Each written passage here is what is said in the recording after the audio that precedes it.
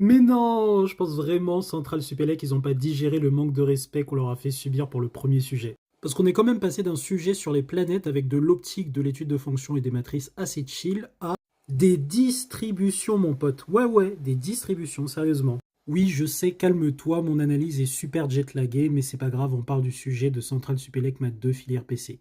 Mais déjà, punaise, c'est quoi l'intérêt d'étudier les distributions et de faire un sujet de Central sur ça? Alors sachez que par rapport à Matin, c'est en fait un thème qui matche parfaitement avec des attentes exigeantes niveau tant mathématiques que physique. Pourquoi? Parce qu'en fait, la théorie des distributions, déjà, c'est un gros pan des mathématiques qui a été inventé par le mathématicien Laurent Schwartz et qui lui a valu la médaille Fields.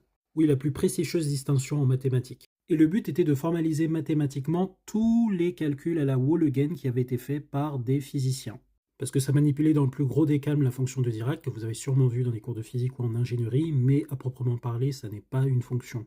Et donc, comme très souvent dans le combo mathématique-physique, les physiciens mettent le doigt sur un truc, font des calculs à la Wohlleben et savent pas trop si ça marche, mais décident que ça marche parce que t'as vu, il faut quand même faire avancer la science. Et les mathématiciens se posent et se disent non mais attends, qu'est-ce qu'il raconte le mec? Ah oui, en fait, quand on fait les choses bien, oui, ça a quand même un sens.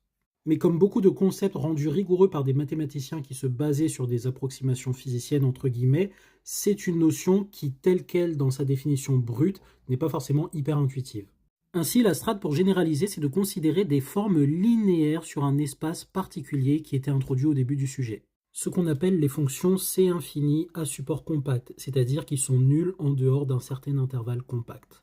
Il n'est pas tout à fait évident à l'œil que ces fonctions existent et c'est le but de la partie A de montrer qu'on a ce genre de fonctions. On en construit un exemple.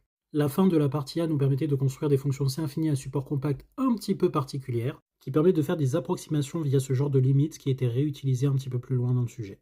Partie B, on introduit la notion de distribution en donnant une définition. Cette définition est bien sûr généralisable à R, Rn et d'autres espaces. Et on nous donnait une définition calculatoirement pratique sur cette forme linéaire, puisque forme linéaire sans rien préciser, ça ne donne pas forcément une structure intéressante à étudier, puisque n'oubliez pas que l'ensemble des cas des fonctions C infinies à support compact, c'est un espace vectoriel de dimension infinie. Donc les formes linéaires sur un espace de dimension infinie, c'est plus technique que sur des dimensions finies, hein. Il faut distinguer les continus et les non continus, et en plus on est sur un espace qui n'a pas de normes naturelles. Donc il faut encore plus faire d'efforts pour donner un sens à la notion de continuité. Et donc pour pouvoir parler de forme linéaire continue, on est obligé d'utiliser cette définition bizarre qui est une continuité relative à des notions un petit peu plus générales que la notion d'espace vectoriel normé.